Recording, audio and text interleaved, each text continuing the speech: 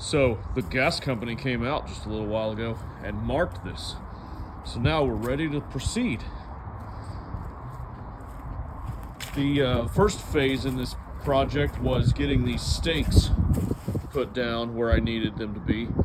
Second phase was drawing this, or getting this string lined up along here so I know exactly where my line will be and getting it even. This is the alley easement side right here.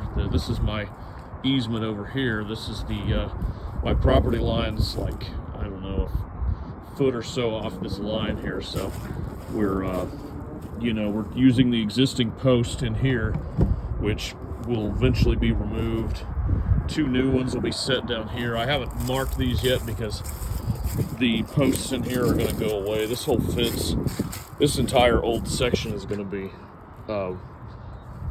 demolished and replaced. We're going to go off the neighbor's post right here. That'll be the ultimate guideline here, as well as the ones I've made. So when you do these projects, that's one of the first things you do is you want to stake out, measure your 8 foot sections between posts, and then mark where you want them to be. And in my case, I've also got it, I've got different colors. So I've got white along here for the alley side. I've got orange for the gate, which is going to be the gate in between here. That's going to be, honestly, that's going to be the biggest challenge of this project, is this gate, because I've got about a 22-foot driveway. The gate's got to go across the driveway, and it's going to be about a 31 or 32 foot gate with the counterbalance on it and everything. It's either going to be a sliding gate with rails and a little guide wheel, or it's going to be a cantilever design which is suspended in the air, depending on how I can do it and what the timeline is. But basically, as you can see, I've got it lined out with this line here.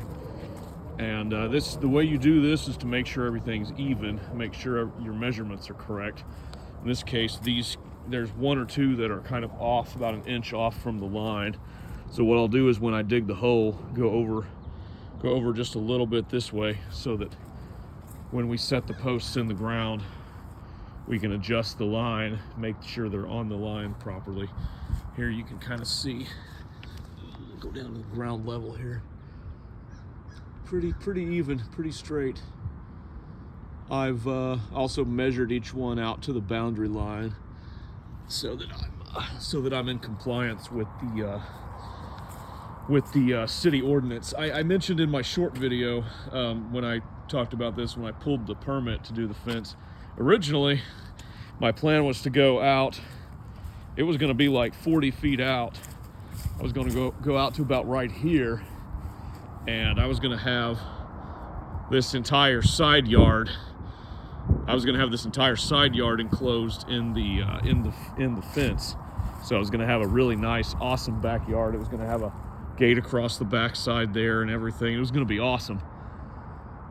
Unfortunately, what the city told me when I went up there, as you can see, I've got my front yard right here.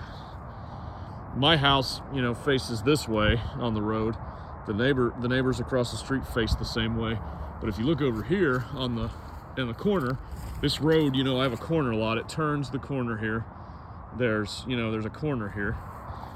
And what it is this road here, all the houses face this way, and the front of this house faces this way.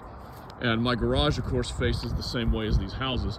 So what they mean by this is this entire side here, they consider they call it a secondary front yard.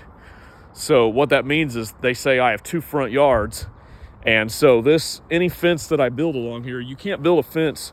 The city won't let me build a fence. They won't let anybody build a fence in your front yard. Can't do it.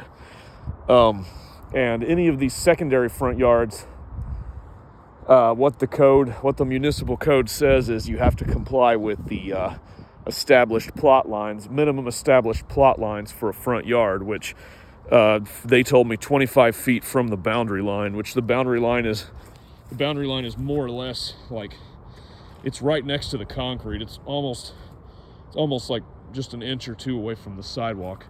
So measure 25 foot up to here, and this is what I get.